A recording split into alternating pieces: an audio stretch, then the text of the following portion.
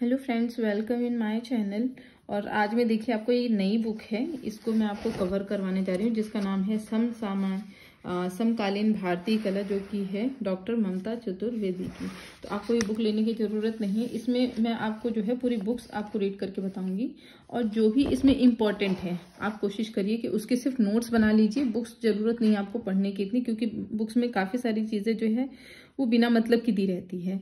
तो मैं आपको वो चीज़ें सिर्फ बताऊंगी जिससे कि आप जो है अपने इम्पोर्टेंट चीज़ें आप कहीं पे नोट कर लीजिए। सिर्फ उसी से रिलेटेड क्वेश्चन आएंगे, बाकी चीज़ों से रिलेटेड क्वेश्चंस नहीं आएंगे। तो बुक्स मैं आपको पूरी रीड करूंगी और आप देख लीजिएगा इसको। अगर आप जैसे बस में भी कहीं आ जा रही हैं, कहीं पे भी ट्रैवल करें, तो एटलीस्ट आप इस वीडियो को सुन लीजिएगा, और जो जो इम्पोर्टेंट लगेगा आपको उसको जो है आप थोड़ा सा हाईलाइट कर लीजिएगा, या फिर आप जो है उसको लिख लीजिएगा, ठीक है, या फिर पॉज कर लीजिएगा उसको, ठीक है, या रिकॉर्ड कर लीजिएगा, जैसा भी आपको लगे, ठीक है।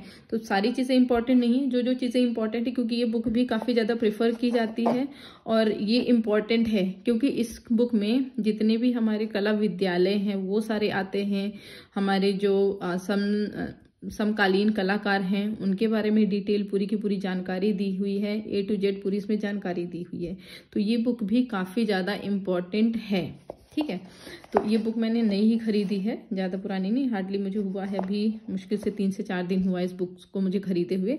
मैंने ये बुक पूरी पढ़ी है। इसको मैंने जहाँ पर मुझे लगा है कि नहीं ये इम्पॉर्टेंट है, मैंने वहाँ पे इसीलिए हाईलाइट कर लिया है या फिर पेन से मार्क कर लिया है। तो चलिए इस बुक को हम शुरू करते हैं। देखिए, सामान्यतः कला के संदर्भ में आधुनिक शब्द समसामयिक कला तथा कलाकार के नवीन परिवर्तन के प्रवर्तक का सूचक है। ये सारी चीजें इतनी इंपॉर्टेंट नहीं है, ठीक है। ये सिर्फ इसका एक इंट्रोडक्शन दे रहा है। आधुनिक कला का संबोधन 20वीं शताब्दी में हुआ कला आंदोलन के लिए प्रयुक्त किया गया था। इसमें उत्तर प्रभाववाद, फाववाद, घनवाद, अति यथार्थवाद, अभिव्यंजनावाद तथा अमूर्त कला के क्रमिक विकास प्रमुख है। भारतीय कला इतिहास में, अब ये देखिए ये थोड़ा सा इंपॉर्टेंट है। आधुनिक शब्द का प्रयोग लगभग 1880 ईसा की कला तथा राजा रवि वर्मा की निजी चित्र शैली के लिए सर्वप्रथम किया जाने लगा था, ठीक है। तो आपको इतना याद रखना है, आधुनिक शब्द का प्रयोग जो है सबसे पहले किसमें 1880 में किया गया था, ठीक है। और किसके लिए किया गया था? राजा रवि वर्मा के लिए किया गया था, ठीक। आधुनिक भारतीय कला का प्रारंभ बंगाल की 1895 से 1920 ईसा के मध्य प्रचलित कला शैली से माना जाता है, ठीक है। आधुनिक भारतीय कला का प्रारंभ, ठीक। अब उसके अलावा बाकी सारी चीजें हैं वो ऐसी ही हैं, देख लेते हैं हम, फिर भी हम पूरी बुक रीड करेंगे, ठीक है। जिसके विकास में तत्कालीन कलाएं संस्थाएं भी अग्रणी रही है। आधुनिक भारतीय कला में गत 3 वर्षों पर दृष्टिपात करने पर ज्ञात होता है कि कला की स्थिति में तीव्रता से परिवर्तन हुआ है। जिन प्रक्रियाओं से कला में यह रूपांतरण एवं परिवर्तन हुआ है, उन पर गहन मनन करने पर हम निष्कर्ष कह सकते हैं कि संपूर्ण प्रक्रिया अकस्मात नहीं हुई है। भारतीय कला समयानुसार परिवर्तित परिस्थितियों, प्रभावों एवं प्रेरणाओं से प्रभावित होते हुए समकालीन स्वरूप प्राप्त कर सकती है। यही परिवर्तन तार्किक, स्वाभाविक एवं अस्वाभाविक भी है। इस क्रमिक विकास पर दृष्टिपात करने से पूर्व यह जानना भी आवश्यक है कि कला में आधुनिक या समसामयिक शब्द से क्या तात्पर्य है, ठीक। यहाँ तक आपको समझ में आ गया। अब हम आगे बढ़ते हैं। तो ये देखिए, ये आ गया हमारा नेक्स्ट पेज, ठीक। तो देखिए, आधुनिक या समसामयिक शब्द का तात्पर्य है वर्तमान समय तथा कला का अर्थ है रचना अथवा निर्माण करना। अब ध्यान दीजिएगा, ये समसामयिक कला की जरूरत क्यों पड़ी? क्योंकि जो हमारे पहले के जो कलाकार थे, मतलब जब हमारे कला विकास किया था, जैसे मुगल शैली हमारी विकसित की थी, यहाँ पे दक्षिण में तंजौर शैली, मतलब जितनी भी शैली थी, फिर कंपनी शैली भी आई। ये सारी की सारी शैली क्या थी कि ये परंपरावादी से, मतलब अंग्रेजों द्वारा या फिर जो बाहर से आए थे उनके द्वारा स्थापित की गई थी ये कलाएं। तो उन कलाओं का क्या हुआ कि धीरे धीरे ना क्षणिक होने लगा, मतलब वो कलाएं धीरे धीरे नष्ट होने लगी। जब अंग्रेज आए तो अंग्रेज ने सब जगह से बंद करवा दिया कला, ठीक है, और उन्होंने अपनी अलग से कंपनी शैली खोल दी। अब कंपनी शैली में क्या था कि सिर्फ उनके तरफ के शैलियों के चित्र बनते थे, तो किसी न किसी को तो आगे आना ही था, और आगे आने के लिए फिर ये हमारे जो है ये समकालीन जो कलाकार थे वो हमारे आगे आए और उन्होंने भारतीय शैली पर चित्रकारी करना शुरू किया था, ठीक है। अब देखिए, वर्तमान समय रचना अथवा निर्माण करना जो मानव की सहज वृत्ति है। इस सहज वृत्ति के कारण ही मानव ने रूप सौंदर्य को कला के माध्यम से प्रस्तुत करने का प्रयास निरंतर किया है। सृजन में उसे अद्भुत संतोष, रस तथा रंग की अनुभूति होती है। कला मानव की अनेक गतिविधियों में दृष्टिगत होती है तथा चित्रकला, मूर्तिकला, स्थापत्य कला, संगीत, साहित्य, नाट्य, नृत्य, केश विन्यास, क्रीड़ाएं, हस्तशिल्प आदि। यही कारण है कि कोई एक परिभाषा कला शब्द को पूर्णतः स्पष्ट नहीं कर पाती। कलावेत्ता तथा सौंदर्य शास्त्री भी कला की एक निश्चित्यात्मक परिभाषा देने में असमर्थ है। वस्तुतः कला का तात्पर्य सृजन है अथवा नवजीवन का निर्माण। तो ध्यान दीजिएगा, कला का तात्पर्य ही है, ठीक है, क्या है, नवजीवन का निर्माण करना, ठीक है ना। अब उसके बाद देखिए, कला में प्रचलित विभिन्न शैलियों तथा प्रवृत्तियों के संदर्भ में समसामयिक एवं आधुनिकता प्रायः समानार्थी शब्द रहे हैं।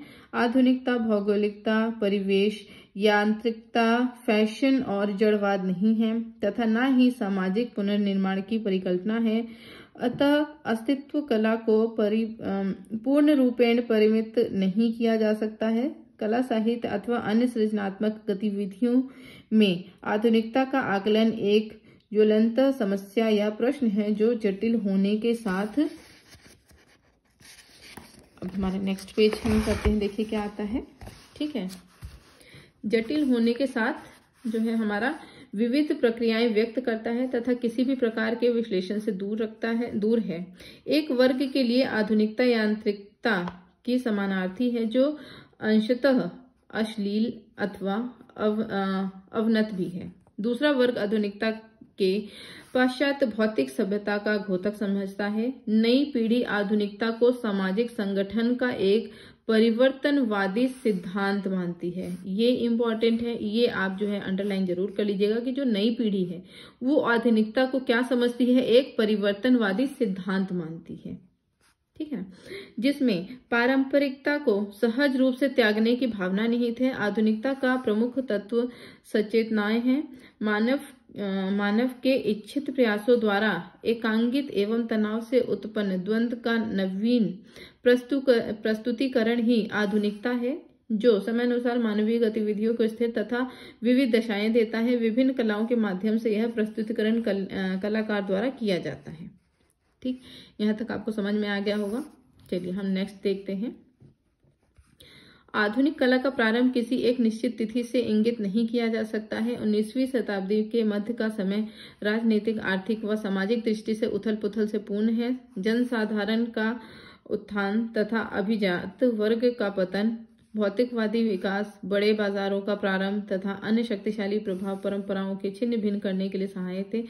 औद्योगिक प्रगति तथा तकनीकी विकास में भी संस्कृति को प्रभावित किया तथा विकास में योगदान दिया। व्यक्ति एवं समुदाय के मध्य नवीन संबंध विकसित हुए। परिवर्तन के इस दौर में कलाकार भी अप्रभावित नहीं रहा। कला संरक्षण के अभाव में वह स्व प्रयासों पर निर्भर होने लगा, मतलब खुद का प्रयास अपना करने लगा तथा स्वतंत्र सृजनात्मक अभिव्यक्ति को महत्व मिला। कलाकार के समक्ष अभिव्यंजना को पूर्ण क्षितिज खुल गया तथा आधुनिक कला ने एक महत्वपूर्ण कला आंदोलन का रूप लिया।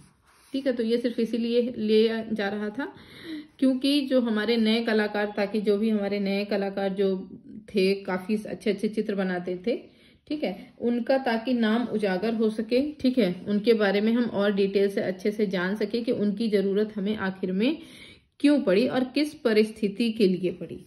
ठीक है, तो देखिए वर्तमान समय में प्रचलित कला ही आधुनिक कला है। ठीक है, जो अभी वर्तमान समय में जो कला है वही आधुनिक कला है। समय, काल तथा परिस्थितियों के आधार पर प्रत्येक युग की कला अपने समय ही की आधुनिक कला के रूप में जानी जाती है। प्राचीन भारतीय कला अध्यात्म, दर्शन व धर्म की पृष्ठभूमि में स्वाभाविक अनुकृति की अभिव्यक्ति मानी जाती है, जिसके सृजन एवं अभिकरण का अपना निश्चित विधान, सिद्धांत एवं परंपरा मिलती है। इस सृजन में विषय की प्रधानता का क्रम 18वीं शताब्दी तक निरंतर चलता रहता है, जिसमें कलाकार को स्वतंत्र अभिव्यक्ति तथा कार्य करने की स्वतंत्रता नहीं थी। इसके विपरीत वर्तमान में प्रचलित कला विधा, ठीक है, कला विधा आधुनिक मानी गई, जिससे प्रचलित कला के सिद्धांत तथा परंपरा जकड़ के विपरीत स्वतंत्र एवं नवीनता की लालच है। प्राचीन कला की विषय प्रधानता को त्यागते हुए आज कला की अभिव्यक्ति प्रमुख है। विविध पद्धतियों में शैलीगत प्रयोग किए जाते हैं। फलस्वरूप प्राचीन कला की सैद्धांतिक परंपरा की एक रूपता का स्थान कला में नित्य नवीनता एवं आकर्षण के लिए प्रयोगवादी ने ले लिया है। यही कारण है कि आज कला का स्वरूप अभिव्यक्तिवादी हो गया है। वस्तुतः आधुनिक भारतीय कला वह विद्या है जिसमें प्राचीन परंपरा का विरोध तथा नवीन का आग्रह एवं आकर्षण पाया जाता है। ठीक है। आधुनिक कला का उद्भव वैज्ञानिक धारणा से हुआ है जिसकी योजना प्रयोगवादी है। यही कारण है कि आधुनिक कला का स्वरूप विभिन्न प्रारूपों में उपस्थित होते हुए भी किसी निश्चित खोज को स्थापित न करके प्रयोगवादी प्रक्रिया के मार्ग पर अग्रसर है। आज का कलाकार परिस्थितियों का विश्लेषक है जो भौतिक अंतद्वंद तथा वर्तमान परिस्थितियों में सहमत न के कारण कला में क्रांति लाना चाहता है। जीवन के विभिन्न सत्यों के नवीन माध्यमों तथा दृष्टिकोणों के निरीक्षण पर साकार करने की विशा कलाकार में दृष्टिगत होने लगी है। ठीक है। अब देखें, या फिर आप ये बताइए कि मैं पूरा का पूरा पढ़ाने से अच्छा है कि जो इम्पोर्टेंट है मैं आपको वहां से पढ़ाना शुरू करूं, जो चीज़ें ज़्यादा इम्पोर्टेंट है, क्योंकि मुझे लग रहा है कि आप खुद ही आप बोर हो जाएंगे ये पढ़ते पढ़ते। तो नेक्स्ट वीडियो में ना होगा तो जो इम्पोर्टेंट है, ठीक है, हम मेन टॉपिक पे आ जाएंगे, क्योंकि ये सिर्फ एक इंट्रोडक्शन है। इंट्रोडक्शन के बाद जो मेन है हम उस पर आएंगे। ठीक है। तो आज के लिए इतना ही। नेक्स्ट वीडियो मिलते हैं। नेक्स्ट वीडियो में मैं आपको इंपॉर्टेंट समझाऊंगी, क्योंकि इसमें आप खुद बोर हो जाएंगे कि मैं पढ़ रही हूँ और आप सुन रहे हैं, आपको समझ में आ रहा है कि नहीं आ रहा है पता नहीं।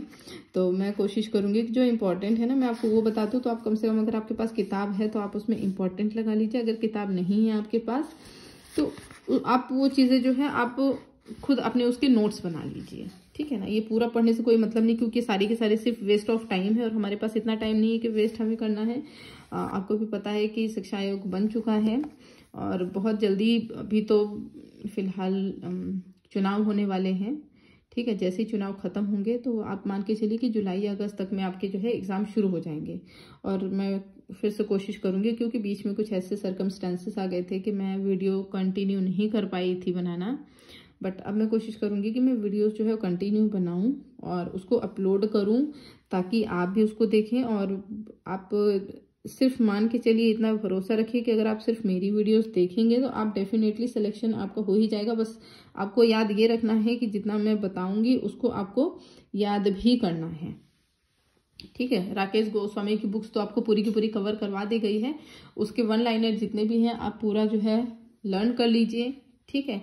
और इसकी जो इम्पोर्टेंस है मैं आपको वो भी बता दूंगी। ठीक है। क्योंकि इसमें हमारे समसामयिक कलाकार हैं, तो समसामयिक कलाकार के काफी सारे करीबन कम से कम मान के चलिए 30 से 35 क्वेश्चन कम से कम समकालीन कलाकार के आते हैं। ठीक है।